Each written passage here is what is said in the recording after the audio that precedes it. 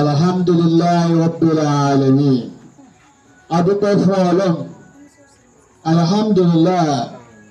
Adúpẹ́ fún Ọlọ́run lẹ́ẹ̀kan sí i. Alhamdulillahi rabbil alamin. Ọlọ́run jẹ́ àmọ́ ọ̀pọ̀ ìdá. Ọmọjà dúpẹ́ túláàsì. Ọmọjà dúpẹ́ tipátipá.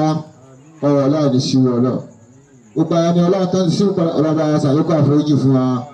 Ẹnìgbà tá a gbà ló kúrẹ́ ọlọ́ba mójúkó láì fún wa. Bá a dára ẹsẹ̀ wọn jì wọ́n. Ọ̀rọ̀ láì jẹ́ kan oṣù rẹ̀. Gbogbo ẹni ọ̀tẹ́ ń bẹ lórílẹ̀ ọlọ́ba àbísọ̀rọ̀ sọ wọn. Ọ̀rọ̀ láì jẹ́ kan oṣù rẹ̀. Qala amina min kun fayakun. Ọ̀rọ̀ kan àwọn ẹ̀kún náà ẹni rẹ̀. Qala amina min kun fayakun. Ọ̀rọ̀ bẹ̀rẹ̀ látòrí Sheikh Muhammadu Sa'id. Bàbá wa onítàdára ní gbogbo gíwá lábẹ́ mi. Àti Sheikh Abdul Fatai Ṣebú Timaniyas. Ọlọ́run bá dáàbò ọdún wọn. Bá a dó tì wọ́n. Àti gbogbo àwọn ẹlẹ́bọ̀n tá a mọ̀ pátá tó ń bẹ nílé ayé ọlọ́ba àbísọ̀rọ̀ sọ. Ọlọ́run abẹ́ ẹ̀ka àwọn ẹ̀kún náà ẹni rẹ̀. Gbogbo ẹni ẹjẹ́ á ń bọ̀ láyé ẹni rẹ̀ tí wò tí ì dé. Ọlọ́run bá dáàbò ọdún wọn. Nígbà wọn bá dé tọ́lọ́ba àbísọ̀rọ̀ sọ wọn. Ọlọ́run sí ọlọ́run. Ọlọ́run ìlú Ìlọrin mọ́jọ dàrú. Ìlú Ìlọrin ọlọ́run mọ́jọ bàjẹ́. Ọlọ́run bá fi ìlú Ìlọrin lọ́kàn balẹ̀. Ọlọ́run sí ọlọ́run. Gbogbo ìlú kọ̀ọ̀kan lórílẹ̀-èdè Nàìjíríà ọlọ́run mọ́jọ kan dàrú. Ọlọ́run mọ́jọ káwọn ìlú náà bàjẹ́. Bá wọn fà wọn ìlú náà lọ́kàn balẹ̀ ọlọ́run. Ọlọ́run sí ọlọ́run. Gbogbo orílẹ̀-èdè kọ̀ọ̀kan gbogbo àgbálá ayé ọlọ́run mọ́jọ kan dàrú. Ọlọ́run mọ́jọ kan bàjẹ́. Bá wọn fi ọlọ́kàn balẹ̀. Ọlọ́run sí ọlọ́run. Ọlá jẹ́ kan oṣù ọlọ́run. Ọlá àmìnà àmìnà kún fàyàkùn. Gbogbo àwọn ẹni ọlọ́run tí ń bẹ lórílẹ̀ ayé. Àtàwọn tá a ti dákọ ṣáájú. Àtàwọn tá a tún máa dákọ. Àtàwọn tá a mọ̀ láàrin ẹni rẹ̀. Àtàwọn tá a mọ̀ láàrin ẹni rẹ̀. À ń kí wọn pé àsàlámù aláìkùm. Oríṣiríṣi ẹni ọlọ́run ló wà. Àbáwọlá búlálà. Oríṣiríṣi ẹni ọlọ́run ló wà. Ọlọ́run kàmí kúnra ẹni rẹ̀. Àwọn kan bẹ ọlọ́run ló dídí sọ pé ẹni rẹ àwọn eléyìí ẹni mi ni wọ́n. Àtàwọn tó bẹ lọ́rùn tí wọ́n fi dé pòsíṣàn ẹni ọlọ́run. Àtàwọn tó yàtọ̀ pé ọlọ́run ló dídí sàwọn lẹ́sà tí wọ́n fẹ́ ń jẹ́ ní ọlọ́run. Àwọn kí wọ́n pé àsàlámù aláìkùm. Bàtà wọn káwọn ẹni ọlọ́run ọba tán. Àti wọn kí àwọn tó pé ọlọ́run ló dá wọn. Ẹni ọlọ́run bá fẹ́ dáṣẹ̀ yà fún yóò wá mú wọn báyìí ẹni náà bá múlẹ̀ ara ẹbí lọ ọlọ́pàá dáṣẹ́ yà fún tọ̀. Òun làwọn àjẹ́ àwọn kí àwọn náà pé àsàlámù aláìkùm. Àwọn oṣó èmi Ìmáàmù Kábírà mú kì í pé àsàlámù aláìkùm. Àwọn ènìyàn oríṣiríṣi ènìyàn lọ́wọ́ àbàrà máa sọ á máa sọ ìrìn ènìyàn tó wà àbàrà máa sọ wà sí. Àti ìran kínní àti kejì àti kẹta àti kẹrin nù ẹ̀mí mo kì í pé àsàlámù aláìkùm. Gbogbo tí ń jẹ́ lọ́bọ̀ lóògùn à ń kì í pé àsàlámù aláìkùm. Ẹlẹ́mìí sí lọ́bọ̀ lóògùn àmọ́ tó wù gán mà ojú tẹ́lẹ̀mí bí ń ṣiṣẹ́ lọ. Ojú tẹ́lẹ̀mí jókòó tì tí tó jókòó tì tí wọ́n fi ń bá a nílé lọ. Àti ìwọ tó mọ nǹkan ntọ́ ọmọ tó gbé lójú à ń kí ọ pé àsàlámù aláìkùm. Ẹ̀yin olójú inú tẹ̀wé mi Ìmáàmù Kábírà mú kì í pé àsàlámù aláìkùm. Ẹ̀yin létí inú tẹ̀ ń gbọ́n táwọ̀ ọ̀gbọ́ mú kì í pé àsàlámù aláìkùm. Ẹ̀wá jẹ́ kí o gbọ́ àkáwájọ wá kí ọlọ́run ọba tó dá gbogbo wa. La ilaha illallah wa Allah. La ilaha illallah wa Allah. La ilaha illallah wa Allah. La ilaha illallah wa Allah. Wa anta Allahu Allah. Wa ana abdullahi Allah. Wa anta Allahu salamu Allah. وأنا المريد الله. لا إله إلا الله والله. لا إله إلا الله والله. وأنت الله غني الله. وأنا الفقراء الله. وأنت الله سلام الله. وأنا المريض الله لا إله إلا الله والله لا إله إلا الله والله وأنت الله علي الله وأنا العفيف الله وأنت الله عليم الله وأنا الجليل الله لا إله إلا الله والله لا إله إلا الله والله وأنت الله كبير الله وأنا الصغير الله وأنت الله قدير الله وأنا الضعيف الله لا إله إلا الله والله لا إله إلا الله والله وأنت الله الأول الله أنت الله الأخير الله وأنت الله صغير الله وأنت الله بطين الله لا إله إلا الله والله لا إله إلا الله والله لا إله إلا الله والله لا إله إلا الله والله والفاتحة بسم الله الرحمن الرحيم الحمد لله رب العالمين الرحمن الرحيم مالك يوم الدين إياك نعبد وإياك نستعين اهدنا الصراط المستقيم صراط الذين أنعمت عليهم والمغضوب عليهم ولا الضالين آمين. adúpẹ́ fọlọ́run bá lẹ́ẹ̀kan sí alhamdulilayi rabbil alamin àwọn tó yẹ ká kí á ti kí wọn nítorí ọ̀rọ̀ ajé ọ̀dà ilé yìí lálẹ́ yìí yóò dá lé yìí pé kọ́lọ̀ má sí wá ládọ́run mòótọ́ kọ́lọ̀ ọba kọ́ má sí wá ní adọ́run mọ òótọ́ àwọn àwọn ládọ́run mòótọ́ àwọn làwọn tí ò nígbàgbọ́ nínú àlùkùránì kẹyìn àbá àwọn làbúlálà àwọn ọ̀làdọ́run mòótọ́ àwọn làwọn tí ò gbàgbọ́ pé àlùkùránì ọ̀rọ̀ Ọlọ́run ní náà dódò pé kí ni kùránì ń sọ tọ́ba àdìjọba àdìkíámọ̀ àwọn àmú òótọ́ pé àṣẹ àlùkùránì kẹyìn àṣẹ Ọlọ́run ni àṣẹ tí kùránì wí àṣẹ bẹ́ẹ̀ ló ṣe rí. àwọn ọ̀làdọ́run mòótọ́ àwọn làwọn tá a bí sínú Islam tá a bá fún lóko mùsùlùmí tó tún wá ń ṣe nǹkan míì wọ́n tá a bí sínú Islam tá a fún lóko mùsùlùmí tó bá ti ń ṣe nǹkan míì ó nígbàgbọ́ náà Al-Qur'an kẹrin. ìyẹn lọ́nà Suratu Imran chapter 3 verse 19 kí lọ́wọ́ bá sọ ń bẹ́ ọlọ́ni inna dina inda Allahi al-Islam lọ ní ẹ̀sìn lọ́dọ̀ àwọn Ọlọ́run òun lẹ̀sìn àlàáfíà. ẹ ti máa jẹ́ nígbàgbọ́ náà Al-Qur'an kẹrin yóò máa ṣe nǹkan míì tí bá jẹ́ ṣe nǹkan míì wúwo ládọ́run mòótọ́ láti ní kọ́ ọ̀bá ṣe ní adọ́run mòótọ́. ọlọ́mọ sọ wá ní kí adọ́run mòótọ́. bẹ́ẹ̀ ti àwọn ọ̀bẹ àṣé ìgbádùn tí kò ayé ń sọ báwọn àti bá ń ṣètò Ọlọ́run àṣé bẹ́ẹ̀ ló ṣe rí.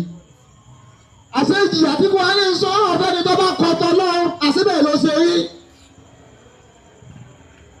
àṣé ìjìyà tí ń bẹ bẹ́ni tí bá ń ṣe ṣèyí sọ̀rọ̀ àṣé bẹ́ẹ̀ ló ṣe rí ọ̀run lakum dinukum waliya din. wọ́n wàá mú òótọ́ nítorí àlèkí àrùn àwọn ọ̀làdọ́run òótọ́. àwọn tí wọ́n rò pé ìsìláàmù òótọ́ máa wá àti káwọn tó máa wá nǹkan míì lọ́sibòmí. bẹ́ẹ̀ ti hàn pé àṣé ntọ́lọ̀ bá sí ló ṣe é sí ntọ́lọ̀ bá sí ẹ̀dá kan ò lè ṣe nítorí wọn lọ síbòmí yìí táwa yóò ti wà ń dàkọ́lẹ̀ pé ó rí ni ó ti wà nù tọ́lọ̀ nǹkan mọ́ àìní sùúrù ló bá sáà bí. òbí tètè yín ní Islam àsìkò tó yín yẹn níbi tó lọ kí á ní Islam rẹ̀ lọ́ba ó yín bẹ̀. ẹ̀yin ẹ̀wọ̀n kan lára àwọn olórin yìí kí wọ́n ṣe ń ta ifú fún ní last month. ẹ dákun kí ló kù tí ń wá ní ayé tọ́lọ́wọ́ tí ì fún kásẹ̀ nígbà tó ò tí ì ráyé lójú ọmọ ṣe ṣèyí sọ̀rọ̀ ní Islam gbà tó ti wá ráyé kí ní òjò padà mọ́ at age of 15 years lọ́lọ́run ti wà ní sẹ̀lẹ̀ mùsùlùmí ni gbogbo ẹ̀yọ́ máa kọ mùsùlùmí ni wọ́n fún age of 15 years ló ti dáyìn ẹ̀sìn mi káṣí á ní òwò pé ẹ̀sìn tó ọjọ́ yìí ọjọ́ máa iṣẹ́ tó ń ṣe láàyè òfin máa kì í gbà tó ọ̀rẹ́ ti wá tẹ èkú dà kí ni òjò ètè padà sí. àbùsọ̀ pé nínú Al-Qur'an Karim inú Suratu Imran chapter 3 verse 19 inna dina inda Allahi Islam. dájúdájú ẹ̀sìn lọ́dọ̀ àwọn ọlọ́run òun lè ṣe àlàáfíà kí lè ṣe àlàáfíà òun lè Islam.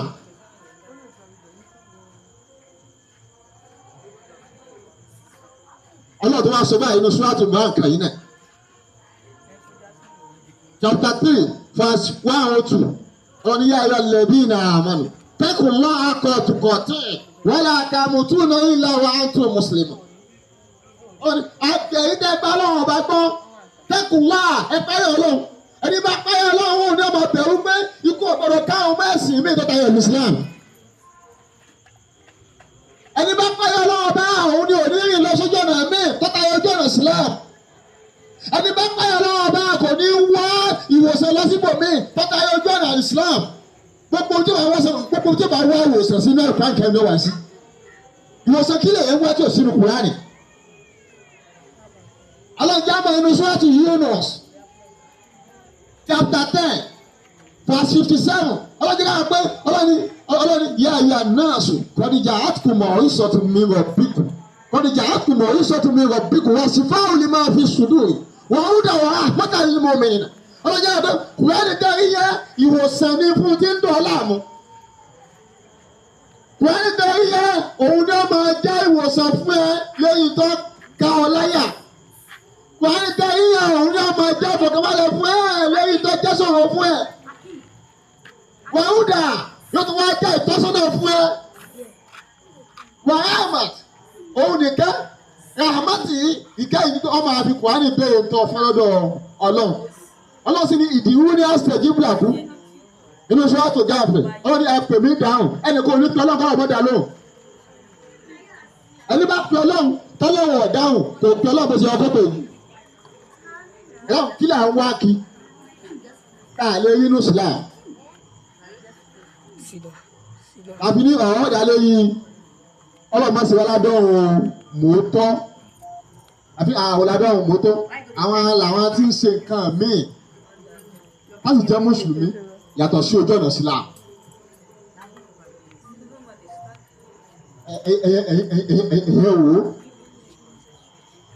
ẹ̀yẹ̀ wo lóyún ta sọ pé ó ti jọ́yẹ̀ sí mi yìí abájọ ajẹ́kù ti jọ́yẹ̀ sí mi ní òjò káwọn àáfàá jọ lójú jọ́ ti yà rẹ̀ kú wọ́n fáwọn àáfàá ló kọ tí ọ̀dà wọ́n ní ganu sí i àti tí sẹ́sì mí ní.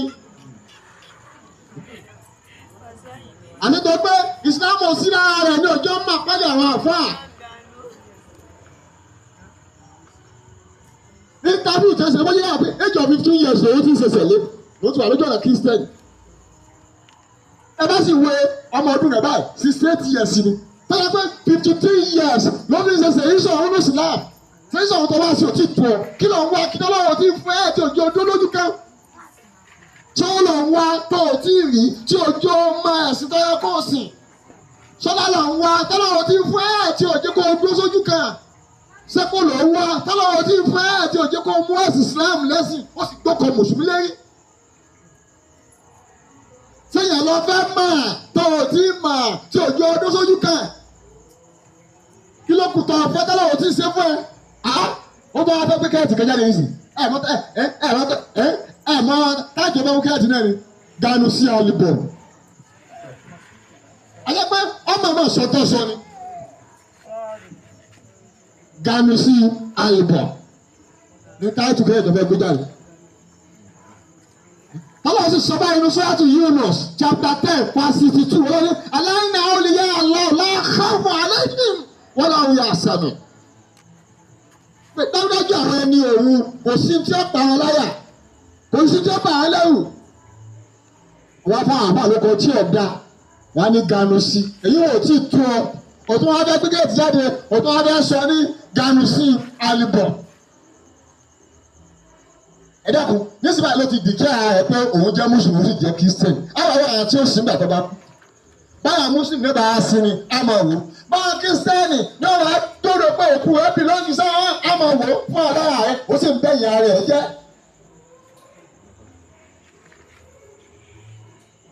lẹ́yìn ayé tí ò sí kankan bẹ̀ yìí ó lọ fún báyìí nínú ẹ̀rù kúrò nìkan inú Suratu Taha chapter 20 verse 55 ọlọ́dẹ mìíràn khalaqnakum wa fiha nu'idukum wa minha nukhrijukum taratan ukhra mìíràn khalaqnakum inú lẹ́yìn láti dá ọ àtòkìkí tó wà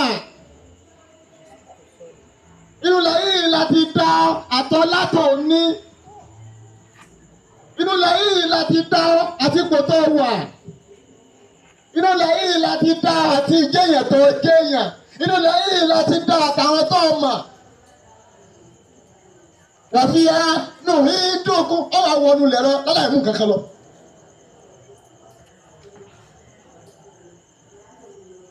wàmí ni àná kéjìkún tààtà ọlọ́wọ́ tó wá gbé ọ̀dìdẹ́ lọ́dà ìmú kankan dìde. bàbá náà bá dá ọ nínú lẹ́rọ ìmú kankan wà kádà ààrẹ ni ọlọ́fin ni ó débi tó wà. àwọn dúpọ́ tọ́lọ́wọ́ òdòdó ti Islam lára àwọn olórin náà torí bí bóun ṣe ń ṣe ẹ̀sìn méjì yìí kálá àbáwọ̀ kan nù wọn tóun di Islam mú tọ́lọ̀ wá gbé ga ni wọ́n lórí òpé bẹ́ẹ̀ bá ṣe ẹ̀sìn méjì yìí ní ga nínú olórin. àwọn dúpọ́ ẹ̀tọ́lọ́ ọba tó fi Alhaji Wasiu Alabi Pasuma ọlọ́run fi ṣàpọ́nlé Islam púpọ̀ òun mẹ́sìn méjì tọ́tàyọ̀ Islam gbogbo ìgbà tá a máa ń wo Paso lórí íńtánẹ́ẹ̀tì kò sí nǹkan míì tó tayọ Islam kò sún fáàsì Paso náà olóyin kò sọ́pọ̀ ó fáàsì ẹ̀ kò sí. kódà Paso kọrin kan ó ní èmi ọ̀gbà gbọ́ pẹ́nìkan lè dínà mi tí mo mọ̀ ni pé Sàtíà ló ń sọ gbogbo. ọlọ́run má tójú ti bẹ̀ Alhaji Wasiu Alabi Pasuma ọlọ́run má fi nǹkan kan sí Alhaji Wasiu Alabi Pasuma ìkẹ́ni ní Paso jẹ́ fún Islam òun máa ń sàkọ́lá àbá púpọ̀ ní tí máa ń gbọ́ Alhaji Wasiu Alabi Pasuma more than 22 years ní báyìí 2003 mo ti mọ̀ títí sàkọ́lá àfà ọ̀dà kankan míì papọ̀ mọ́ lọ́wọ́ rí níjọ́ tábìlì ọlọ́run sí mọ́sálásí rẹ̀ lẹ́kọ̀ọ́ Alhaji Wasiu Alabi Pasuma wà lọ́bẹ̀ ó wá fún máikrófóònù bí wọ́n sọ báyìí pé àwọn àfáàwọn olójòkúlẹ̀ yìí o wọ́n máa kó wọ́n èso ògò báyìí tó bá gbógun wá bẹ́ẹ̀ bá gbógun wá òun ò ní gbà tó wọ́n kà sí kú òun àfẹ́ nìyẹn ló wọ́n pé wàhálà tó o ṣe owó ẹ̀yìn àmọ́ ṣàdúrà fún o. àpọ́nlé ni Pasuma jẹ́ fún Islam ọlọ́run má dojú tì. Paso mi nǹkan mú kò mú nǹkan mi mọ́ lọ́wọ́ tó nínú Islam ọlọ́run má jẹ́ Paso wáyẹ̀. àwọn tí wọ́n dúdú bá àbá ganu sí i tí wọ́n sì ń ṣe ẹ̀sìn mí yìí yàtọ̀ sẹ́sì Islam yìí kálá ọba tí àná Paso ó ṣe di Islam wọn ni wọ́n máa fi ṣe ẹ̀yẹ.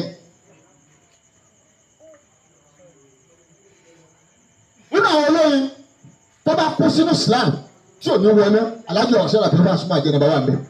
ẹ̀yẹ́ rẹ̀ wo ọlọ́jà àwọn náà kọ́ àkàrà ní ọlọ́jà àwọn náà kọ́ àkàrà inú Suratu Imran chapter 3 verse 1 ọlọ́ni yà lẹ́dínà àmọ́ tẹ́kùn láàkọ̀ tukọ̀tì wọ́n lè tamutunna illa wa antum muslimun ọlọ́ni ẹgbẹ́rún ọkọ̀ àfikẹ́ jẹ́ mùsùlùmí. bí Paso ṣe ń bá gbèsè ayẹyẹ lọ ní Islam tó bá wà lẹ́kú Paso ní wọlé. ìtì oníjà wọlé pọ̀ ní Al-Qur'ani kẹ́yìn ayé òpẹ́ à kí ló dé ta sọ pé Paso ní wọlé níjọ́ tá ní Ọlọ́run ṣe lọ́ọ̀jì mọ́ṣáláṣí ẹ̀ nípa ẹ̀ wọ́n fowó lẹ̀ Paso náà wọ́n fowó lẹ̀ jẹ́ ọ̀rọ̀ ọ wá béèrè pẹ́sàn kan pé ẹ dákun àwọn olóyin ṣé àwọn wà lìjẹ́ náà báyìí.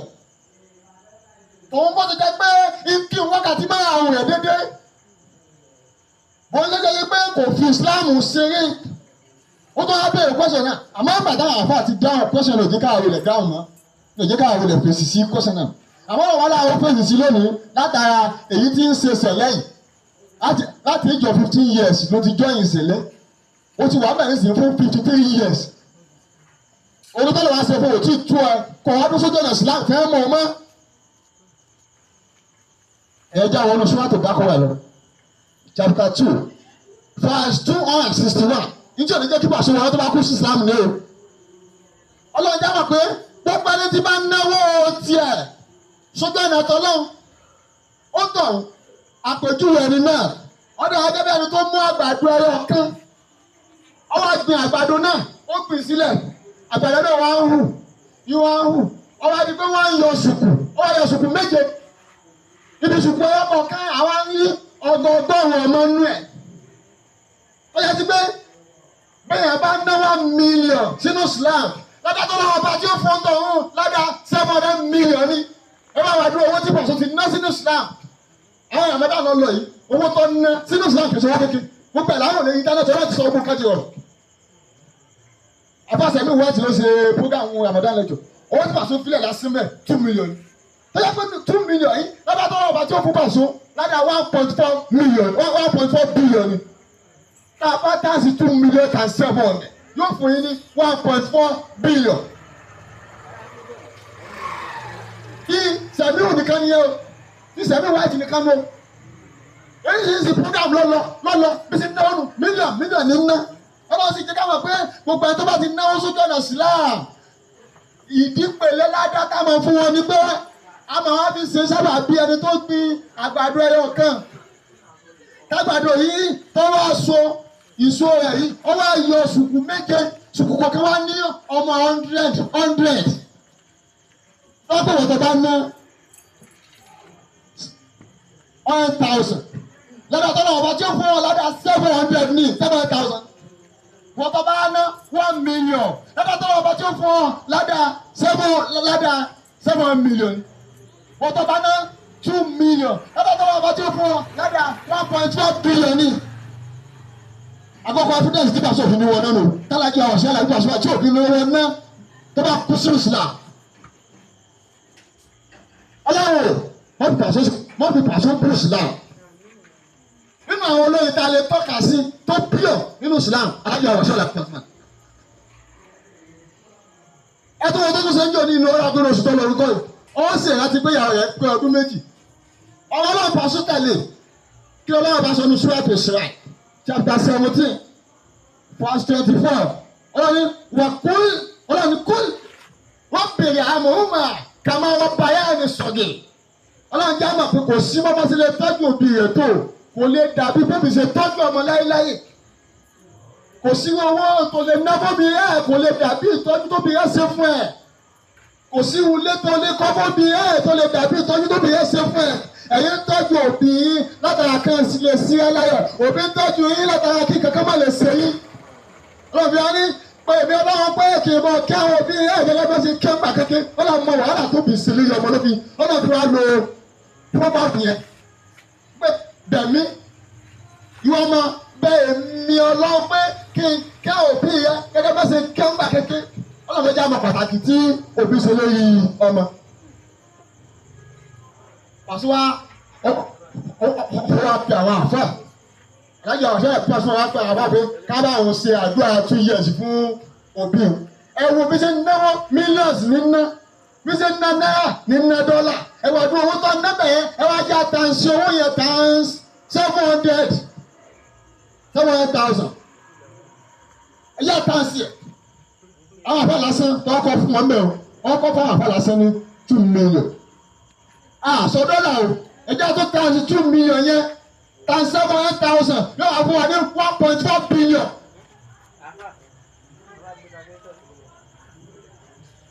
Eléyìí jẹ́ àpé bálájú wà sí wàhálà nípa sí wà bá kú sínú Islam kò ní wọ́n ná.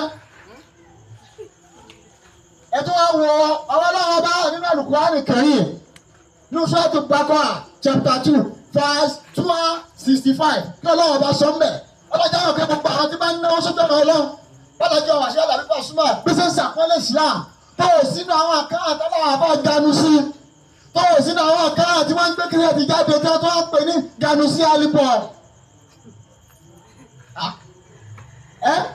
wọ́n sọ wọ́n ganu sí yìí òtún àdìdì sí kíṣẹ́ tí wọ́n pè ní ganu sí alibọ̀ bóyá ti pé ọmọ tó sọ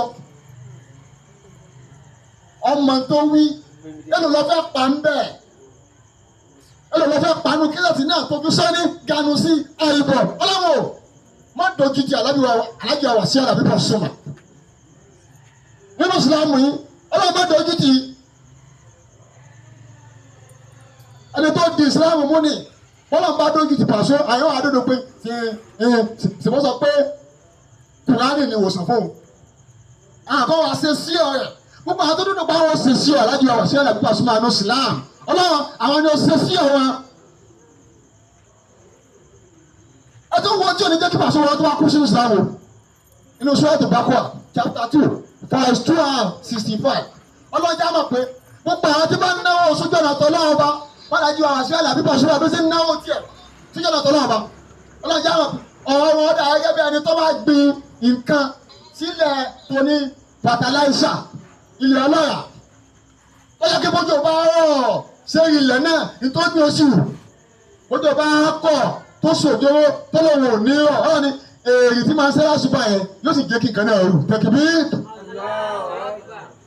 báyìí kò sí téèyàn ná sínú Islam tó gbé kò sí wàhálà tó ṣe sínú Islam tó gbé ayé ọ̀bẹ ahá tòun ti bẹ́ẹ̀ náà bíbá sóòsè mú nǹkan mi mọ́ lọ́rùn yìí òkìkí ọmọ wálẹ̀ wọ́n dájú ọ̀rọ̀ sí àlàbí Pasuma bí òsè mú nǹkan ọlọ́mọ ìmọ̀ ọlọ́run yìí ọlọ́run ọmọ gbàgbé àdéhùn ọlọ́run ni ẹ̀gbọ́n ọlọ́run bá sọ ní Suratu Ankabut chapter 29 verse 69 ọlọ́run ní alladhina jahadu fina lanahdiyanahum subulana wa inna Allaha la'amal muhsinin ọlọ́run ní sọ̀rọ̀ ọmọ mọ̀ọ́sẹ̀ gbogbo àwọn tí bá ń gbìyànjú sójú ọ̀nà àwọn ojú ọ̀nà tàwọn ọlọ́run bálájú àwọn àti àlàbí Pasuma mi ti ń sàkọ́lé àwọn afa bí Pasuma bá máa sàkọ́lé àwọn afa ni gbogbo àwọn olórin tó kù wọ́n ń sàkọ́lé àwọn afa ẹ̀rọ lè wo olórin ìyówù tó bá pàfà lé ọkọ lè wò pàtàkì ọkọ pàfà lé afa àtẹwò yìí kan bá pọ́nlé lónìí ẹ lè ṣe ìwádìí ẹ̀ Pasuma ọkọ kóńtà wọlé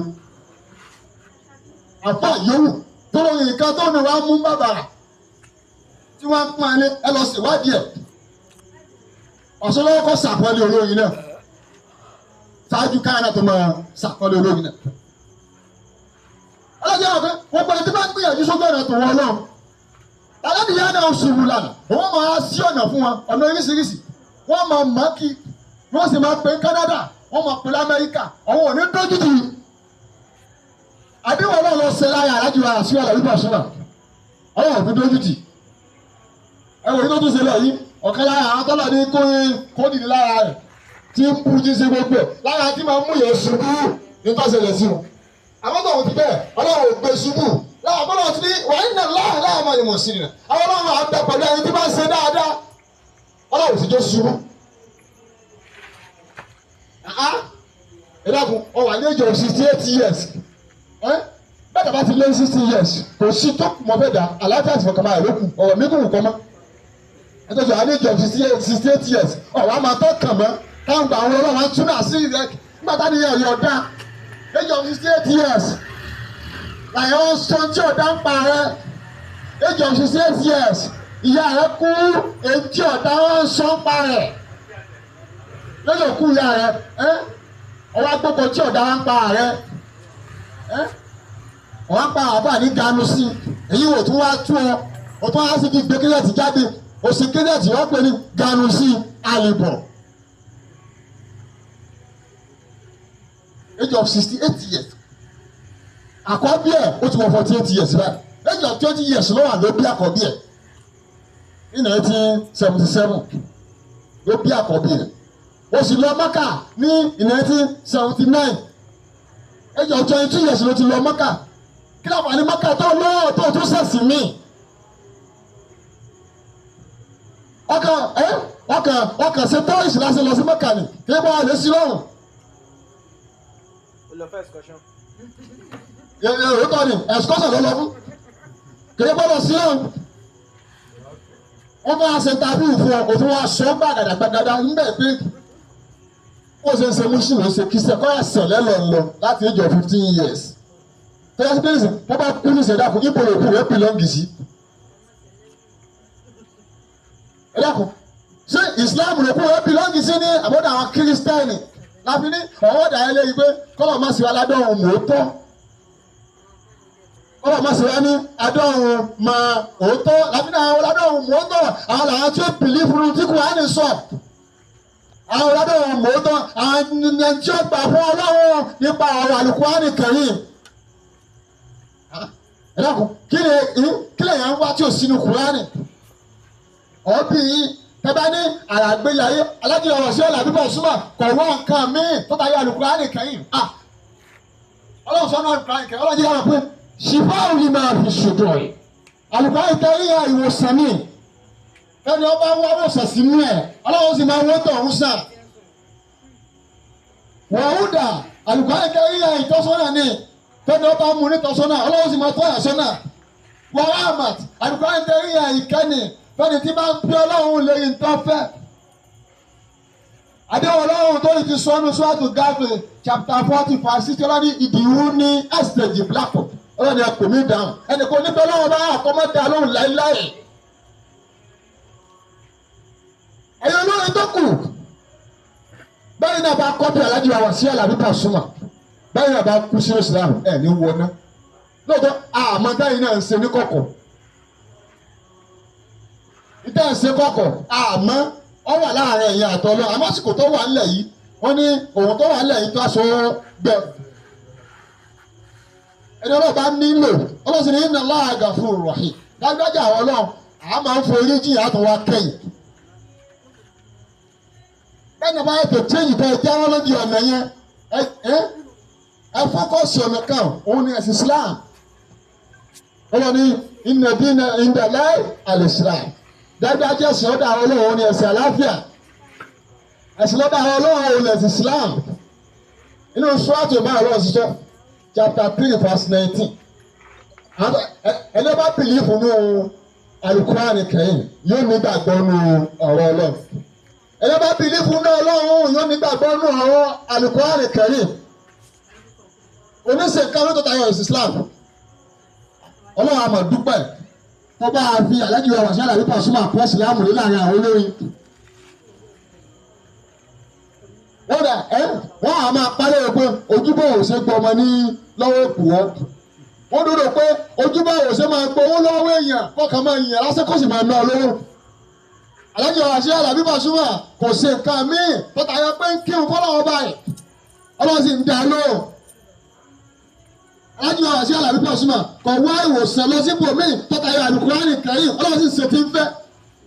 Ẹ̀yin tó kù náà ẹ̀yin náà ẹ bá wọn kàn mí lọ sí ibòmíì ẹ dúró sí ojú ọ̀nà Islam.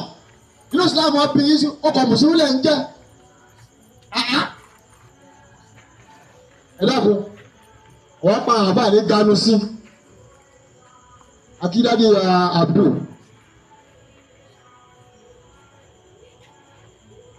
Ganu sí òtún wá tó òtún wá gbé kíṣẹ́ẹ̀tì òtún fẹ́ gbé kíṣẹ́ẹ̀tì ayé òtún wá fẹ́ kíṣẹ́ẹ̀tì náà ní ganu sí album. Ìjà òtún bẹ́ẹ̀ yóò ṣe rí àmọ́ tọ̀ Ọlọ́run kú ṣe bí ìjà ó lè lọ́la ní ìsìnkú òun náà ronú pìwàdà ó lè dòpin tóun ṣe yí ọ̀dà Ọlọ́run bá bá ṣe ń wọ yẹn yìí máa ń gba ẹrú ẹ̀ ẹni bá ti ronú pìwàdà Ọlọ́run gbá bọ̀ rẹ̀ mùsùlùmí ni kọ́nà bá akọ́ ọmọ ṣe.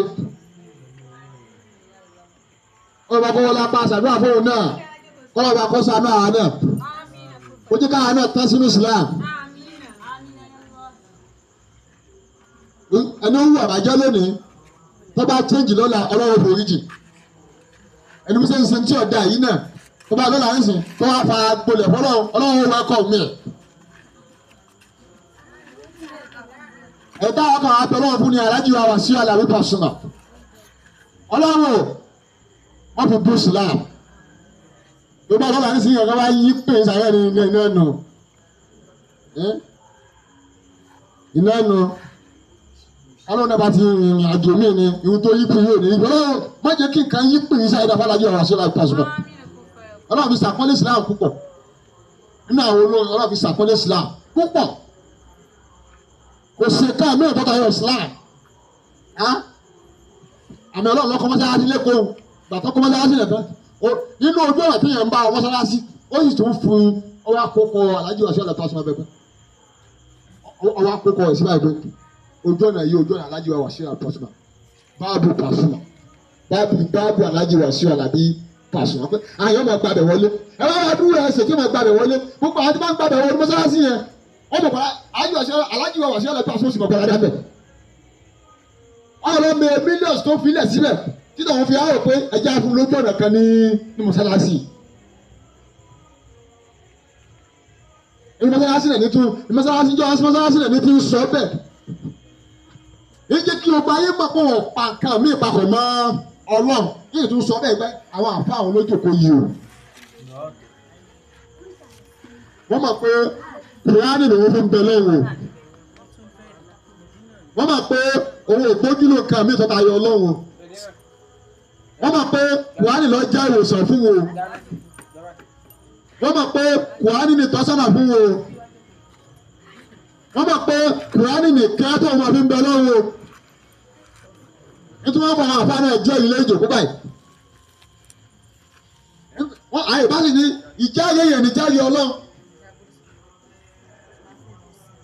gbàtọ́ ti ní ẹni wọ́n jáyé yẹn àwọn tí ó tún àwọn tí ó máa jáyé òun náà nígbà tí ó bá síbẹ̀ mọ́. olórí bẹ́ẹ̀ ló lè sọ bẹ́ẹ̀. sẹ́yìn tí tó proud mọ́ òun sẹ́sì méjì yìí.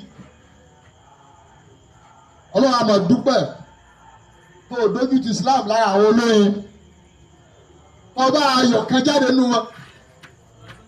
wọ́n tó gbogbo tó wọ́n ń ṣe nǹkan Islam ni kò sí ibi tí wò ó ti mọ̀. kò sílùú yòówù tí wò ó ti mọ̀ pàṣọ. kẹ́tù sí láàrin àwọn Yorùbá nìkan láàrin àwọn ẹlẹ́dẹ̀ míì gbogbo àwọn ní pọ̀pù ẹ̀ ń bá wọn kọrin gbogbo wọn ọ̀rọ̀ ní ká mọ̀.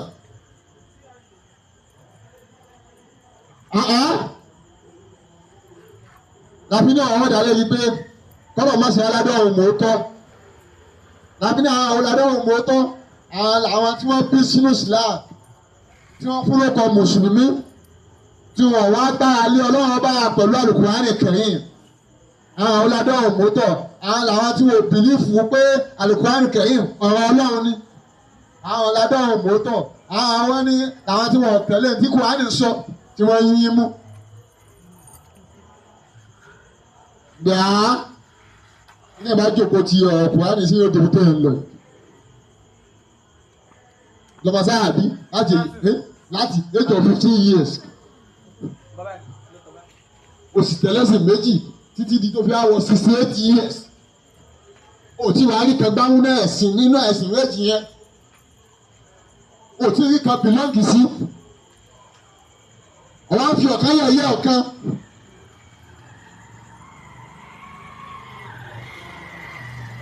lójú ọmọ pààyàn kan ní ganu sí kálukú wa ń dásà náà ẹ bá mi kàn ẹ́ sọ ní ganu sí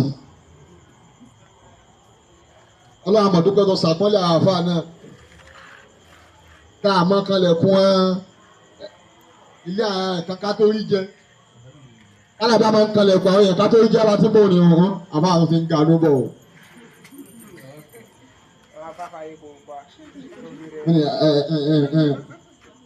nísìnyí àwọn afọ́tún wa kanu sí àyè ọlọ́run àmọ̀dúpẹ́ tó dojú tí wàá ní Islam. ẹ dákun ó kọ tó fáwọn afọ ètò òfin àwọn gbé kílẹ̀tì jáde ọ̀rọ̀ wọn sọ ní ganu sí alebọ̀ top ọlọ́run bá kọ mọ́ sí àní bù a sì ní sèkò fún kọ́lá bá a kọ́ mọ́ sí ni kọ́lá kọ́ mọ́ sí òun ló pè àwa náà kọ́lá kọ́ mọ́ sí ló ṣe kí ni ló pè àwa náà òun òfin ní sọ àwọn àfáà lóko tí òun nígbà tó bá kú tán nígbà tó ti dìkí ara rẹ̀ pé ẹlẹ́sìn méjì lòun yìí àwọn àfáà òun náà kù fìrí lọ́gbà tí ò bá sí mọ́ tó náà fẹ́ sìnkú ẹ̀ yóò wá sọ àwọn àfáà lóko tí ọ̀dà wọn ni kọ́lá àwọn àfáà àbádọ̀ òkú ẹ̀ tí o sì nímọ̀ pé àbádọ̀ òkú ẹ̀ fún aláàrẹ̀ náà ló ti jẹ́ kí àwọn àfáà àmọ́ tó ń bì lọ́ǹgì sí àmọ́ tó wà bá kọ́ ọmọ ṣe wúlò ṣe wà ní ìṣòro fún aláàrẹ̀ náà tó wá ṣe tàbí pé tó Ọlọ́run ti kọ́ mi mọ̀ ṣe o mo ti fúlù sí ojú ọ̀nà Islam láti mọ̀ pé òkú rẹ̀ bì lọ́ǹgì sí ojú ọ̀nà Islam òṣèlú pé àyọ̀ máa ti sákù sáka pé àwọn òun ni ó sì kú ẹ̀ sáwọn ṣẹlẹ̀ ni àbára mùsùlùmí àbí wọ́n kàn sáà dìbò wọn lè tú sí inú sàárè bẹ́ẹ̀. gbogbo àwọn àbọ̀ ò lè jáde fúlì kálá àwọn ohun ẹ̀kú ẹ̀ bá wọn kírun sí la nígbà tá a bá mọ tó bìlọ́ǹgì sí. ọlọ́run gbogbo àwọn olórin tó kù náà káà náà níbo mi tí wọ́n sá sí yàtọ̀ sí ojú ọ̀nà Islam ọlọ́run bá wa tọ́ ẹ̀mí wọn káà náà fúlù ojú ọ̀nà Islam gẹ́gẹ́ bí alájí wa ṣẹlẹ̀ àbí pàṣípà ṣe fúlù sí ojú ọ̀nà Islam. ọlọ́run wáyà dójú ti alájí wa ṣẹlẹ̀ àbí pàṣípà ní Islam. ọlọ́run fi sàpọ́lé Islam púpọ̀. èyí á ṣe báà nìkan ni lọ́wọ́ yìí bá wí ìbá náà wí pẹ̀lú bíi tí kálukú ń sá sí ó tayọ̀ sí ojú ọ̀nà Islam. ẹ bá kálọ̀ bí mọ̀bí tó yí ibi tí èyí ni níbo mi báyọ̀ bá síláwá yára ń serú nǹkan báyìí. ẹ má yẹ kó wọn àárẹ̀ bí àánẹ̀ ẹ má yẹ káwọn àdúrà àwọn tí wọ́n àdó ọ̀hún mọ́tọ́ eléyìí láyé ó jẹ́ aṣọ ìdálómi ìjọsìn ju tiẹ̀ lọ tẹ̀bẹ́sì méjì lòún ṣe ẹlòmíì ṣe mẹ́ta ẹlòmíì tún ṣe ẹsẹ̀ abaláwo lórí ayé yìí náà ọlọ́ni mini àkàlàkì ní àkọ́ inú sọ́wọ́ tuntun chapter 20 verse 55 mini àkàlàkì ní àkọ́ ọlọ́ni àgbà yín látara ilẹ̀ ibi ilẹ̀ yìí láti mú yín jáde wà fi ìyànà ìdúkọ́ padà sínú ilẹ̀ náà ẹlòmíì ń ṣe mùsùlùmí wọn bí sí o nítorí ayé yìí náà nítorí àdáadá yìí náà kò dúró lójú ọ̀nà Islam nítorí wà ní ojú ọ̀nà babaláwo kò tó dó mbẹ ó tún jọ ìyìn ojú ọ̀nà kírísítẹ́nì kí ló dé lórí ayé yìí náà kí ló dé lẹ́yìn pọ̀ ọ̀fẹ́ máa jẹ́ ọ̀fẹ́ máa mú òun lásìkò tó ọ̀fẹ́ kí ló dé lẹ́yìn pọ̀ ọ̀fẹ́ kọ́lé kí ló dé lẹ́yìn pọ̀ ọ̀fẹ́ máa gun mọ́tò ìgbàlódé kí ló dé lẹ́yìn pọ̀ ọ̀fẹ́ máa wọṣọ tó wù ọ́ kí ló dé lẹ́yìn pọ̀ ọ̀fẹ́ lọ́wọ́ lákàntì kan máa tọwọ́ bọ̀ kọ́ máa mú tó wọ̀ lásìkò tó wù ọ́ òun ti bẹ́ẹ̀ náà gbàtọ̀ ń bọ̀ wáyé òmù kankan dání. ọba tó wá lọ gbogbo tó kójọ yìí lẹ́yìn pọ̀ ṣẹ́ẹ̀sì mẹ́ta yóò filẹ̀ ní àwọn tí ò mọ̀ wàhálà tó ṣe tòfin nǹkan yìí kójọ àwọn ọmọ pín ọlọ́ba tó wá fẹ́ mọ ká ọmọ yẹn kéré wọ́n jòkó lé ogun ẹ̀ nígbà táwọn ọba ti dàgbà wọ́n jòkó lé ọ̀bì yẹn ntọ́ ọ̀fẹ́ ní tó torí ẹ̀ṣẹ̀ṣì mẹ́ta wọ́n ṣẹ̀ṣì Islam wọ́n ṣẹ̀ṣì babaláwo wọ́n ṣẹ̀ṣì kírísítẹ́nì lẹ́yìn pọ̀ ọ̀fẹ́ lówó ọba lówó náà tán ọlọ́ rárá ẹ̀ ní mú nǹkan kan lọ lè fèsì ọlọ́ lẹ́yìn pọ̀ ọ̀fẹ́ kọ́lé tọba kọ́lé náà tán ọlọ́ rárá ẹ̀ ní mú nǹkan kan lọ. bí ọba tó wá fẹ́ mú ọ àmọ́ ẹ̀yẹ́ náà bá tó wá lówó ilé tó torí ẹ̀kọ́ wọn á ní gbé bẹ́ẹ̀. ilé wa di ilé àwo ẹ̀hún olé tí ọ̀kan lára àwọn olówó kan kọ́ ń bàdàn àyíṣekọ́lá ilé náà tóbi tí àwọn ọmọ yòó lè gbé bẹ́ẹ̀ wọ́n wá ń dìbẹ́tì àyàn wá ń dìbẹ́tì pé ilé ìkílẹ̀ àwọn fi ṣe ní pé ṣé ká fi ṣe hospital ni àbí ká fi ṣe school ẹni tó dé ní ilé yẹn fi tóbi ju òun lè mẹ́tẹ́ ẹ̀hún olé tí adébíbú kọ́ adébíbú ẹ bá wọ ọgbà náà àwọn ibìkan kan tí ń hu kókó.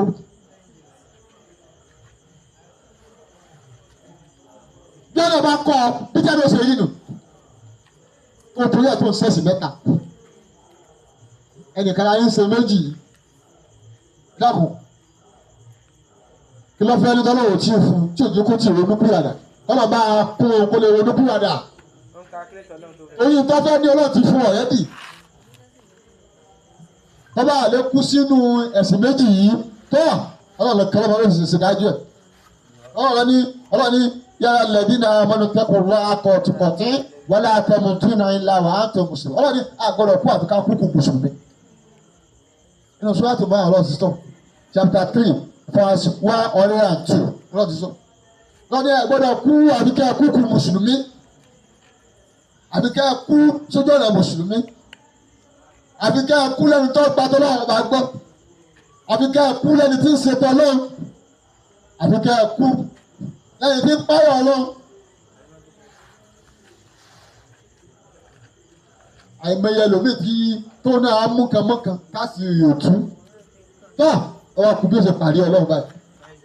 ìrora pé ìdáfíì tó léyìn sí ló já mọ̀ pé àṣẹ́sẹ̀sì mi yàtọ̀ sí ẹ̀sìn Islam tí ọba ṣe ta fún ẹ̀sìn wò láti fẹ́ mọ̀ lẹ́yìn kí sẹ́tì alíbọ̀mù tó kàn fẹ́ gbé jáde nìkan láti gba ganu sí òtí tu o tó mọ̀ o tó fi ṣe kí sẹ́tì òun lákàn mọ̀ nígbà pé sẹ́sì mi tó bá yọ ẹ̀sìn Islam láti ìjọ 15 years wọ́n á pé tábà yọ 15 years kúrò ní ojú iná ojú orí ẹ̀ báyìí 53 years yìí títí ṣe ẹ̀sìn Christian papọ̀ mọ́ Islam. àfi ní ọ̀rọ̀ ọ̀dàlẹ̀ yìí kọ́lọ̀ mọ́sí wá ní adọ́run mọ òótọ́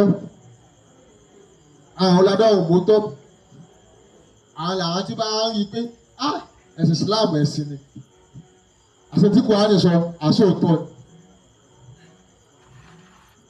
ayé ìṣèpadà wà láti wá tún un ṣe ó ti kọjá ìdí ìtọ́ bá wà lójú ọ̀nà Islam gbà fọlọ́ kò sì tẹ̀lé Al-Qur'an kẹ́yìn húdà mú Kùránì ní ìmọ̀nà mú Kùránì ní ìtọ́sọ́nà mú Kùránì lẹ́ni tí ó máa lídìí rẹ̀ gẹ́gẹ́ bí Ọlọ́run ṣe ní á máa ṣe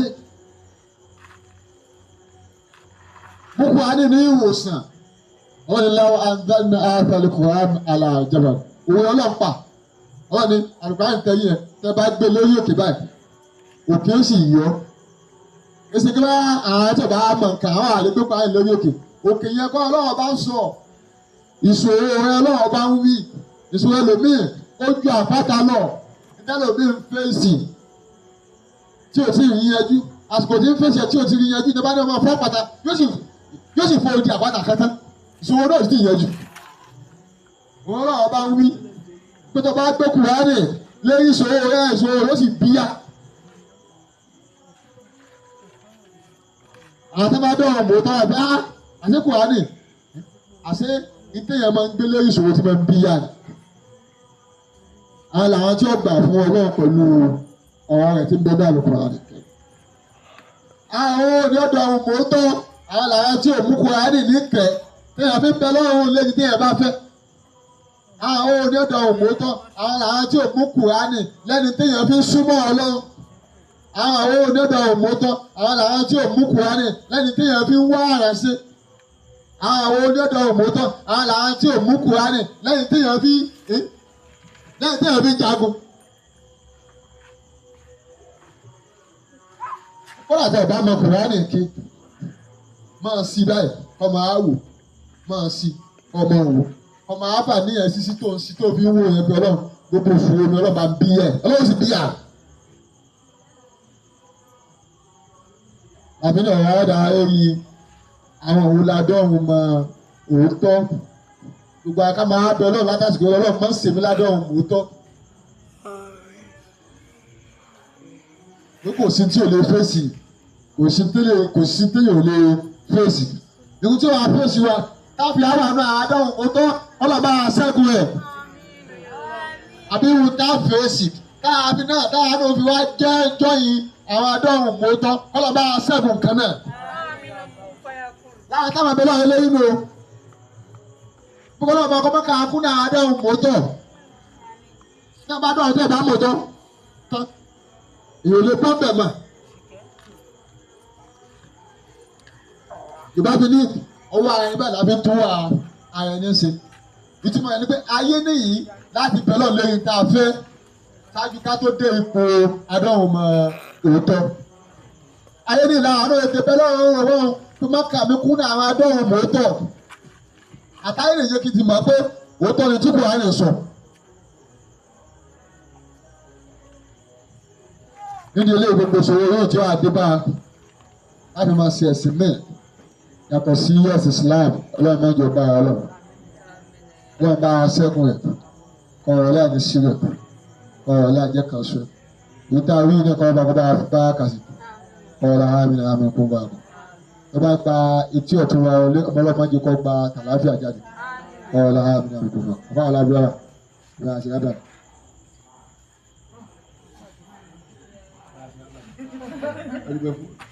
Adúgbò fún Ọlọ́run. Àmì fún Ànábì wa Muhammad sallallahu alaihi wasallam. Ọba tó jẹ́ kí ní ìjòyè ìjẹjọ ibi àtẹ̀yìn náà ni